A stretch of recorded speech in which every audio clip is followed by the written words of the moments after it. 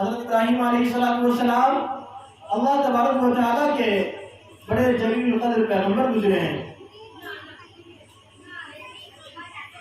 حضرت ابراہیم علیہ السلام جب بچپنے کی عمر میں تھے تو اللہ تبارک و تعالیٰ نے انہیں بچپن سے لے کر کے دنیا سے جانے تک کئی سارے امتحانات سے حضرت ابراہیم علیہ السلام کو اللہ تعالیٰ نے گزارا، اور کمال دیکھیے کہ انہوں نے سارے امتحانات کے اندر اعلیٰ نمبرات سے کامیابی حاصل کی اور اللہ تبارک و تعالیٰ کے حکموں کو پوری طریقے سے بجا لایا۔ چنانچہ بچپنے کا زمانہ تھا تو حضرت ابراہیم علیہ السلام کو فکر ہوئی کہ وہ دیکھے اور جانے کہ معبود حقیقی کون ہے، وہ کون ایسی ذات ہے کہ جس کے سامنے سر جھکایا جا سکے، جس کے سامنے عبادت کیا جا سکے۔ چنانچہ انہوں نے ستاروں کو دیکھا اور جسم جسہ میں جسامت میں سب سے بڑا تھا تو سمجھا کہ یہی کیا ہے، معبود ہے، یہی عبادت کے قابل ہے۔ لیکن چند سال کے بعد، چند گھڑی اور چند لمحات کے بعد جب وہ ستارہ بھی ٹمٹماتا ہوا بجھ گیا تو ان کو سمجھ میں آیا کہ یہ معبود بننے کے قابل نہیں ہے۔ پھر اس کے بعد چاند کو دیکھا، وہ بھی بجھ گیا۔ پھر اس کے بعد سورج کو دیکھا، وہ بھی بجھ گیا۔ تب انہیں یقین ہو گیا کہ یہ ساری چیزیں جو ہیں یہ اللہ تبارک و تعالیٰ کی کریشنز ہیں، اللہ تبارک و تعالیٰ کی مخلوقات ہیں، اللہ تبارک و تعالیٰ کی پیدا کردہ چیزیں ہیں۔ مالک حقیقی یہ چیزیں نہیں ہیں، مالک وہ ہے جو زمین کا رب ہے، جو آسمان کا رب ہے، جو انہی ستارے کا بھی رب ہے، انہی چاند کا بھی رب ہے، اسی سورج کا بھی رب ہے، جو آسمانوں کا رب ہے، جو زمین کا رب ہے، جو چاند سورج ستارے کا رب ہے، جو ہواؤں کا رب ہے، جو فضاؤں کا رب ہے، جو انسانوں کا رب ہے، جو جانوروں کا رب ہے، جو چرند و پرند کا رب ہے، جو دنیا کے اندر جتنی ساری مخلوقات ہے، چاہے وہ حیوانات ہو، چاہے وہ نباتات ہو، چاہے وہ اشجار ہو، چاہے وہ اور پتھروں کی شکل میں ہو جن کے اندر جان نہیں ہے، تمام چیزوں کا خالق اور مالک وہ ہوگا یا وہ ہے جو ان تمام پورے کائنات کو چلا رہا ہے، اس پورے ہستی کو چلا رہا ہے۔ چنانچہ حضرت ابراہیم علیہ السلام کو پتہ چلا یہ سارے جہاں کا مالک اور خالق جس کے سامنے انسان اپنے مسائل کو سنا سکے، اپنے دل کا دکھڑا بتا سکے، وہ ذات کون ہے؟ وہ اللہ تبارک و تعالیٰ کی ذات ہے، جس کا نظام وہی اللہ کہ جن کا نظام پوری کائنات ہستی کے اندر چل رہا ہے۔ اس کے بعد جب کچھ بڑے ہوئے تو قوم کو جو ہے وہ توحید کی دعوت دینے کا سوچا انہوں نے۔ جب قوم کو توحید کی دعوت دینے کی بات آئی تو قوم ایسی تھی کہ وہ جو ہے وہ مٹی کی پوجا کرتے تھے اور اسی کو اپنی حاجت روا اور مشکل کشا سمجھتے تھے۔ حضرت ابراہیم علیہ السلام گاہے ان بتوں کی اور ان مٹی کے بنائے ہوئے خداؤں کی برائی کیا کرتے تھے۔ چنانچہ ایک مرتبہ ایسا ہوا کہ حضرت ابراہیم علیہ السلام سالانہ میلے پر ایک مرتبہ ایسا ہوا کہ ایک سالانہ میلہ لگنے والا تھا قوم کا، تو سارے کے سارے لوگ میلہ کے اندر گئے ہوئے تھے۔ ادھر حضرت ابراہیم علیہ السلام نے دیکھا کہ موقع اچھا ہے، چنانچہ کڑاہا لیا اور جو جتنے چھوٹے چھوٹے سارے بت تھے سب کو توڑ پھوڑ کر کے ایک جو سب سے بڑا بت تھا اس کی گردن میں کڑاہا لٹکا دیا۔ صبح ہوئی، قوم کے لوگ آئے، دیکھا ارے ہمارے معبود کے ساتھ انہوں نے بہت برا سلوک کیا، کس نے کیا؟ تو لوگوں نے اندازہ لگایا کہ ابراہیم ہی جو ہے نا وہ ہمارے بتوں کے بارے میں الٹا سیدھا بولتا تھا، غلط باتیں بیان کرتا تھا، ہمارے معبودان کی برائی کیا کرتا تھا، اس لیے جو ہے وہ یہ لگتا ہے کہ یہ کام کس نے کیا ہے؟ ابراہیم نے کیا ہے، اس لیے ہم لوگ چلتے ہیں اور ابراہیم سے پوچھتے ہیں۔ چنانچہ جب وہ لوگ حضرت ابراہیم علیہ السلام کے پاس آئے تو ان سے پوچھا تو حضرت ابراہیم علیہ السلام جو ہے وہ پھنس گئے۔ حضرت ابراہیم علیہ السلام نے سوچا کہ اگر ہم یہ کہتے ہیں کہ ہم نے نہیں توڑا تو جھوٹ ہو جائے گا، جبکہ نبی جو ہے جھوٹ نہیں بول سکتا، کیونکہ نبی سچ اور جھوٹ کے درمیان فرق پیدا کرنے کے لیے دنیا میں بھیجا جاتا ہے۔ نبی حق کو اوپر کرنے کے لیے، حق کا بول بالا کرنے کے لیے ہی بھیجا جاتا ہے۔ نبی سچ کو بتلانے کے لیے ہی بھیجا جاتا ہے، نبی قتل و غارت گری اور دھوکہ دھڑی کو ختم کرنے کے لیے ہی دنیا میں آتا ہے، نبی ناچ گانے کو ختم کرنے کے لیے ہی دنیا میں آتا ہے، نبی عزت و سربلندی دینے کے لیے ہی دنیا میں آتا ہے، نبی بھٹکی ہوئی انسانیت کا تعلق اللہ تبارک و تعالیٰ سے جوڑنے کے لیے ہی دنیا میں آتا ہے، نبی یہ بتانے کے لیے آتا ہے کہ اللہ کی عبادت کرو گے تو کامیاب ہو جاؤ گے، ایک خالق اور مالک کی عبادت کرو گے تو کامیاب ہو جاؤ گے، نبی یہ بتاتا ہے کہ اگر اس کے احکام کو توڑو گے تو ناکام ہو جاؤ گے۔ تو ایک نبی کیسے جھوٹ بول سکتا ہے؟ اس لیے وہ تو ڈائریکٹلی انداز میں یہ نہیں کہہ سکتے تھے کہ میں نے نہیں توڑا، اور اگر یہ کہہ دیتے کہ میں نے توڑا تو پھر مسائل کھڑے ہو جاتے، مشکلات کا سامنا کرنا پڑتا، تو اور بہت بڑی ضرورت ان کے سامنے تھی۔ اس لیے حضرت ابراہیم علیہ السلام نے سوچا کہ کیوں نہ ایک ایسی بات کہی جائے کہ جس سے قوم کی عقل بھی کھل جائے۔ چنانچہ حضرت ابراہیم علیہ السلام نے فرمایا کہ آپ لوگ بتائیے کہ آپ لوگ جو ہے اس کی پوجا کرتے ہیں، اس کو اپنا مالک اور خالق سمجھتے ہیں، اور اس کو اپنا حاجت روا اور مشکل کشا سمجھتے ہیں، تو آپ انہیں سے پوچھ لیجئے جب آپ کے یہ مالک ہے، یہ خالق ہے، تو یہ جو سب سے بڑا بت ہے اسی سے پوچھئے، اسی کے جو ہے وہ گردن میں کلاڑا بھی ہے، آپ ان سے پوچھئے۔ چنانچہ لوگوں نے کہا کہ ابراہیم تم کیسی بات کر رہے ہو، بتاؤ یہ مٹی کے بنے ہوئے ہیں، ان کے اندر تو اتنی بھی صلاحیت نہیں ہے کہ اپنے بدن کے اوپر سے اگر مچھر یا مکھی پڑ جائے تو یہ بھگا سکے، یعنی ان کے بدن کے اندر اتنی بھی صلاحیت نہیں ہے، اور یہ دوسرے کو نفع نہیں پہنچا سکتے، نقصان نہیں پہنچا سکتے، تو جو اتنا کمزور ہے تو وہ کیسے یہ کام کر سکتا ہے؟ حضرت ابراہیم علیہ السلام نے پکڑ لیا، یہی بلوانا چاہ رہے تھے، یہی سمجھانا چاہ رہے تھے حضرت ابراہیم علیہ السلام۔ چنانچہ حضرت ابراہیم علیہ السلام نے فرمایا کہ اب تم ہی فیصلہ کرو کہ اتنی کمزور چیز ہے جس کے اختیار میں یہ بھی نہیں ہے کہ اپنے بدن کے اوپر سے مچھر یا مکھی کو بھگا سکے، یا آپ کو کوئی فائدہ پہنچا سکے، یا آپ کو کوئی نقصان پہنچا سکے، آپ کا کچھ بھلا کر سکے، تو آپ یہ بتاؤ کہ یہ ذات کیسے جو ہے وہ عبادت کرنے کے قابل ہوگی؟ اس کے بعد وقت کا بادشاہ، وقت کا سلطان نمرود نے یہ اعلان کر دیا کہ اس کی سزا میں، جرم کی سزا میں، کہ جو ہے حضرت ابراہیم علیہ السلام کو آگ میں ڈالا جائے گا۔ چنانچہ روایت کے اندر آتا ہے کہ ایک آگ دہکائی گئی، اور وہ آگ مہینوں دہکائی گئی، مہینوں آگ دہکائی گئی۔ اس کے بعد حضرت ابراہیم علیہ السلام کو اس آگ کے اندر پھینک دیا گیا۔ لیکن قربان جائیے اور دیکھیے کہ جب انسان اللہ تبارک و تعالیٰ کا ہو جاتا ہے تو اللہ اپنے بندوں کے لیے کیسی آسائشیں اور کیسا آرام اور کتنی ساری نعمتیں عطا فرماتا ہے، کیسے اللہ تبارک و تعالیٰ بندے کے مشکلات کو آسان فرما دیتا ہے۔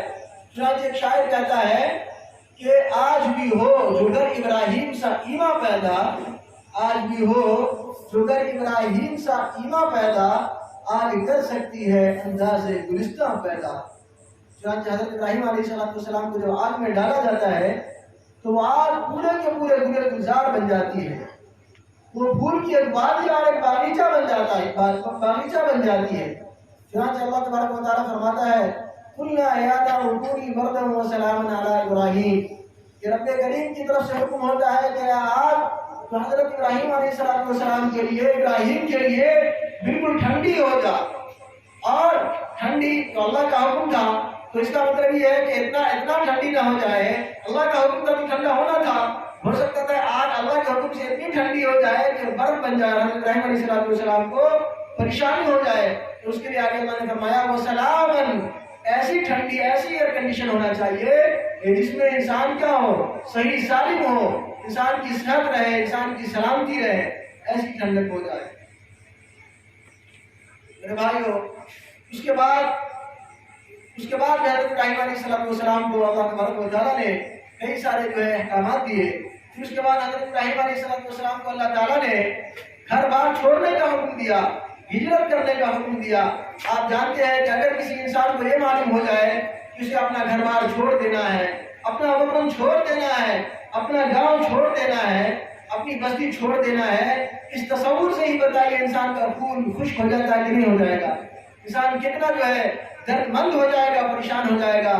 آپ تصور کیجئے کہ ایسے وقت میں حضرت ابراہیم علیہ السلام جو کہ بڑھاپے کی عمر میں چل رہے ہیں، ایسے وقت میں اللہ تبارک و تعالیٰ نے حضرت ابراہیم کو حکم دیا کہ آپ جو ہے ہجرت کیجئے اور ہجرت کر کے اپنے وطن کو چھوڑ دیجئے، اور اس کے بعد اپنی بیوی اور بیٹے کو لے کر کے مکہ کی بے آب و گیا وادی کے اندر ان کو آباد کیجئے۔ کہاں آباد کیجئے؟ مکہ کی بے آب و گیا وادی کے اندر، جہاں بالکل چٹیل میدان ہے، بالکل دور تک ریت ہی ریت ہے، ریت ہی ریت ہے، وہاں تک کوئی بھی سرسبز و شادابی نہیں ہے، کوئی بھی ہریالی نہیں ہے، کوئی بھی چرند و پرند نہیں ہے، اور دور دور تک انسان کا بسیرا نہیں ہے، نہ کوئی جانور ہے، نہ کوئی جو ہے وہ کوئی بھی قسم کی ہریالی نہیں ہے، دور دور تک جدھر دیکھیے ریت ہی ریت، ریت ہی ریت۔ ایسے بے آب و گیا، ایسے کھنڈرات، ایسی وادی کے اندر، ایسی خطرناک وادی کے اندر اللہ تبارک و تعالیٰ نے حکم دیا کہ ابراہیم آپ جائیں اور اپنی اولاد اور اپنی بیوی کو چھوڑ دیں۔ جو وہاں سے حضرت ابراہیم علیہ السلام جاتے ہیں تو بیوی کہتی ہے کہ ابراہیم آپ مجھے کہاں چھوڑ کے جا رہے ہیں؟ آپ ایسی بے آب و گیا وادی کے اندر کیسے چھوڑ سکتے ہیں؟ چنانچہ حضرت ابراہیم علیہ السلام نے فرمایا کہ یہ جو ہے اللہ تبارک و تعالیٰ کی طرف سے حکم ہے۔ یہ حکم کن کی طرف سے ہے؟ اللہ تبارک و تعالیٰ کی طرف سے ہے۔ بیوی بھی کس کی بیوی ہے؟ نبی کی بیوی ہے۔ ماں بھی کس کی ماں ہے؟ نبی کی ماں ہے۔ اس لیے حضرت حاجرہ نے فرمایا کہ اگر اللہ کا حکم ہے تو وہ اللہ ہمیں ضائع نہیں کرے گا۔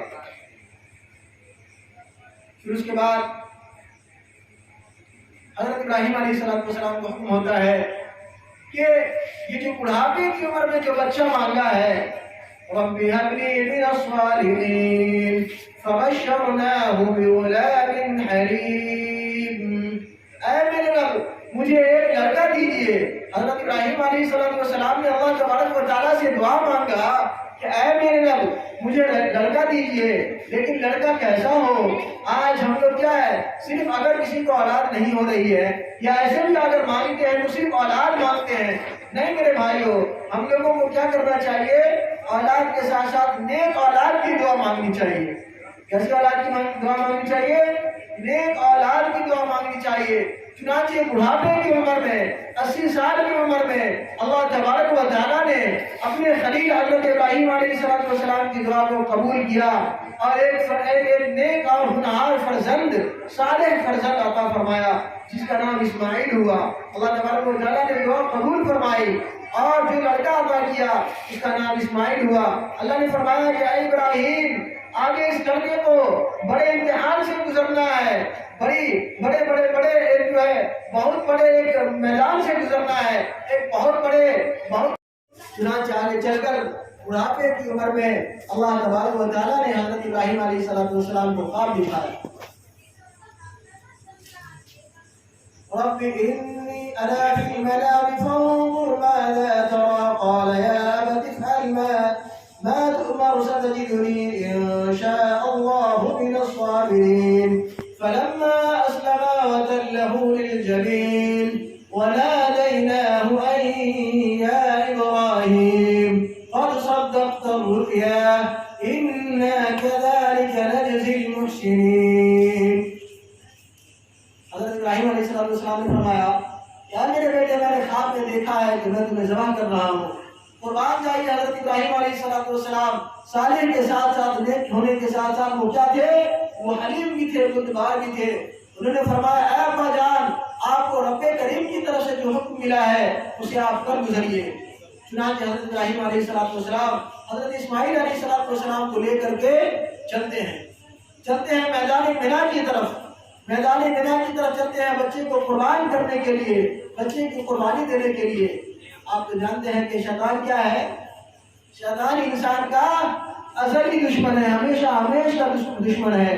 جب جو ہے اللہ تبارک و تعالیٰ نے حکم دیا تھا شیطان کو کہ آدم کو سجدہ کرو، اور جب سجدہ نہیں کیا اسی وقت اللہ تبارک و تعالیٰ کی طرف سے شیطان کو رانگے درگاہ کر دیا گیا تھا، دربار سے باہر کر دیا تھا۔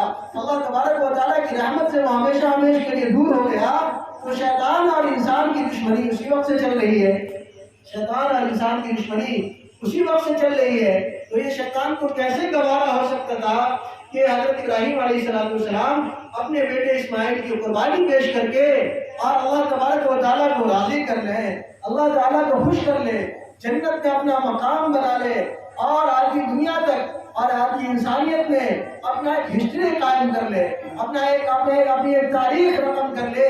ये कैसे मुमकिन हो सकता था कि शैतान को इतनी बड़ी आज़ीम शान इबादत पसंद आ जाए, गवारा हो जाए, बर्दाश्त हो जाए।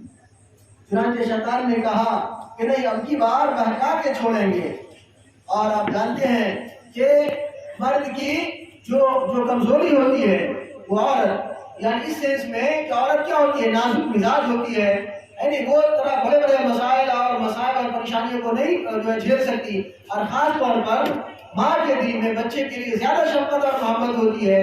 तो शैतान ने सोचा कि इब्राहीम को जो है पहले जो है बहकाएं। चुनांचे हज़रत इब्राहीम अलैहिस्सलाम अल्लाह तबारक व तआला के नबी, इस्माइल भी आगे बनने वाले थे अल्लाह के नबी, जब वो हज़रत इब्राहीम अलैहिस्सलाम को बहकाने में कामयाब न हो सके तो हज़रत हाजरा की तरफ आए और कहा कि ऐ बीबी हाजरा, आपको पता नहीं है कि वो जो इब्राहीम है आपके शौहर, वो आपके बेटे को कहाँ लेकर के गए हैं? कहा नहीं, मुझे तो पता नहीं है। आप अरे आपको कुछ भी खबर नहीं, आपके बेटे को ज़बह करने के लिए ले जा रहे हैं। सुभान जाइए हज़रत हाजरा अलैहिस्सलाम पर। उन्होंने कहा कि अगर ये हुक्म अल्लाह तबारक व तआला की तरफ से है, अगर ये फरमान रब्बे करीम की तरफ से है, तो एक इस्माइल क्या बल्कि ऐसे हजारों इस्माइल अल्लाह के राह में कुर्बान किए जा सकते हैं। चुनांचे हज़रत इब्राहीम अलैहिस्सलाम हज़रत इस्माइल अलैहिस्सलाम को ज़बह करते हैं, लेकिन अल्लाह तबारक व तआला का मकसद बेटे को कुर्बान करना नहीं था, बेटे को ज़बह करना नहीं था, बल्कि अल्लाह तबारक व तआला को दिल की कैफियत को देखना चाहता था। अल्लाह ताला हज़रत इब्राहीम का इम्तिहान लेना चाहता था। अल्लाह ताला हज़रत इब्राहीम की आजमाइश करना चाहता था। अल्लाह ताला ये देखना चाहता था कि मेरा बरगुज़ीदा पैगंबर, मेरा खलील मेरी बातों को मानता है या नहीं। और अल्लाह तबारक व तआला इसी वाक़ये को आने वाली पूरी दुनिया तक और आने वाली पूरी इंसानियत के लिए एक तारीख बनाना चाहता था, एक हिस्ट्री बनाना चाहता था। इसलिए अल्लाह तबारक व तआला ने इस मकसद के अंदर हज़रत इस्माइल अलैहिस्सलाम को ज़बह नहीं किया, बल्कि उसकी जगह एक मेंढे को ज़बह किया। हज़रत इब्राहीम अलैहिस्सलाम बार बार बच्चे को ज़बह कर रहे हैं, छुरी बार बार तेज की जा रही है, बार बार तेज की जा रही है। हज़रत इब्राहीम अलैहिस्सलाम हज़रत इस्माइल को औंधे मुँह लेटा देते हैं, यानी मुँह के जमीन की तरफ कर देते हैं कि कहीं बाप की मोहब्बत जोश न मारने लगे और बाप की मोहब्बत शफकत बदरी कहीं जोश मार करके अल्लाह की मोहब्बत नीचे न हो जाए, अल्लाह की मोहब्बत दब न जाए और उसके नतीजे में ज़बह करना जो कि अल्लाह का हुक्म है, कुर्बानी जो कि अल्लाह का हुक्म है, उसके होने में कहीं दिक्कत न हो जाए, कहीं कोई प्रॉब्लम न हो जाए, कहीं कोई परेशानी न हो जाए। अल्लाह का हुक्म कहीं ऐसा न हो कि ठीक से जो हो ना पाए, ठीक से अल्लाह के हुक्मों की बजाय आवरी न हो सके। चुनांचे इसके लिए अल्लाह हज़रत इब्राहीम अलैहिस्सलाम ने हज़रत इस्माइल को औंधे मुँह लेटा दिया, लेकिन उसके बावजूद भी छुरी चलने का नाम नहीं ले रही थी। उसके बाद हज़रत इस्माइल ने कहा कि नहीं अब्बा जान, हो सकता है कि अल्लाह तबारक व तआला ये देखना चाहता हो कि नहीं, बेटे का मुंह सीधा रुख करो, बेटे का चेहरा अपने चेहरे की तरफ करके ज़बह करो, कहीं अल्लाह इस तरह ज़बह करना चाह रहा हो, आप उस तरह ज़बह कीजिए। लेकिन जब रुख को सीधा किया गया तब भी छुरी चलने का नाम नहीं ले रही थी। फिर आखिर अल्लाह तबारक व तआला के हुक्म से मेंढा ज़बह किया गया, मेंढे की कुर्बानी की गई। मेरे दोस्तों, हज़रत इब्राहीम अलैहिस्सलाम की ये सारे वाक़यात, हज़रत इब्राहीम अलैहिस्सलाम की ज़िंदगी में गुजरे हुए सारे तारीखी वाक़यात ये हमें बतलाते हैं कि अगर ज़िंदगी के अंदर हमें किसी भी किस्म की परेशानी हो, किसी भी किस्म की परेशानियों का सामना पड़े, चाहे हालात जैसे भी हो, चाहे हालात कितने ही पुरखतर बन जाए, चाहे हालात कितनी ही दिगर घूम हो जाए, चाहे हालात कितने ही खराब हो जाए, लेकिन हमें हर वक्त अल्लाह के हुक्मों पर लब्बैक कहना है। क्योंकि मेरे भाइयों, ये जिंदगी क्या है? चंद रोजा जिंदगी है। ये जिंदगी आप देखते हैं हम लोगों की नजरों के सामने ایک جو ہے طاقتور نوجوان، ایک مست مشکنڈا نوجوان، ایک ہیلدی، ایک صحت مند نوجوان ایسے ہی رہتا ہے، اچانک سے ہارٹ اٹیک آتا ہے، اچانک سے دل کا دورہ پڑتا ہے، اچانک سے وہ ایک حادثہ ہوتا ہے، کار ایکسیڈنٹ ہے، بائک ایکسیڈنٹ ہے، کسی بھی قسم کا کوئی حادثہ ہوا اور اچانک سے وہ لڑکا، وہ نوجوان، وہ صحت مند آدمی جو ہم لوگوں کے بیچ میں رہا کرتا تھا، لیکن وہ اچانک سے غائب ہو جاتا ہے۔ اس لیے اللہ فرماتا ہے قل ان صلاتي ونسكي ومحياي ومماتي لله رب العالمين لا شريك له وبذلك امرت وانا اول المسلمين۔ اے نبی جی آپ فرما دیجئے کہ میری نماز اور میری قربانی اور میری زندگی اور موت سب اس اللہ کے لیے ہے جو سارے جہاں کا پالن ہار ہے۔ تو میرے بھائیو، ہماری زندگی کس کے لیے ہو، ہماری نماز کس کے لیے ہو، اللہ کے لیے۔ ہماری نماز کس کے لیے ہو، اللہ کے لیے۔ ہماری قربانی کس کے لیے ہو، اللہ کے لیے۔ ہماری زندگی کس کے لیے ہو، اللہ کے لیے۔ ہمارا جینا کس کے لیے ہو، اللہ کے لیے۔ ہمارا مرنا کس کے لیے ہو، اللہ کے لیے۔ میرے بھائیو، یقین جانیے اگر آپ اللہ کے حکموں کی اتباع کرتے ہیں، اللہ کے حکموں پر چلتے ہیں، پھر زندگی جینے کا مزہ آ جائے گا، پھر زندگی جینے کا مزہ آ جائے گا، زندگی سے پریشانیاں نکل جائے گی، اور اگر پریشانی بھی ہوں گی تو آپ کو ان پریشانیوں کو سہنے میں، ان پریشانیوں کو جھیلنے میں کوئی دقت نہیں ہوگی، پریشانی نہیں ہوگی، کیونکہ آپ کا حبیب اور آپ کا رب کریم آپ کے ساتھ ہوگا، کیونکہ آپ کا حبیب اور آپ کا رب کریم آپ کے ساتھ ہوگا۔ ابھی چونکہ یہ پروگرام بھی منعقد کیا گیا ہے یہ عقیقہ کے حوالے سے، تو اس پر بھی انشاءاللہ ہم جو ہے کچھ 5-10 منٹ انشاءاللہ اس پر بھی گفتگو کریں گے۔ اب ایک بات یہ ہے کہ حضرت ابراہیم علیہ السلام کے واقعے سے ہمیں جو ہے وہ سبق لینا ہے۔ حضرت ابراہیم علیہ السلام کا واقعہ دیکھیے، اللہ تبارک و تعالیٰ کو اتنا پسند آیا جتنے بھی انسان کرام ہیں اور پوری دنیا کے اندر جتنے بھی انسان ہیں تمام کے لیے قربانی کیا کر دیا، واجب کر دیا۔ اور حجاز کے اندر جو طریقہ حضرت ابراہیم علیہ السلام نے اختیار کیا تھا، ان کی بیوی حضرت ہاجرہ نے کیا تھا، پوری دنیا تک کے لیے اس کو ایک تاریخ بنا دیا، اس کو ایک ہسٹری بنا دیا، اس کو ایک یادگار بنا دیا۔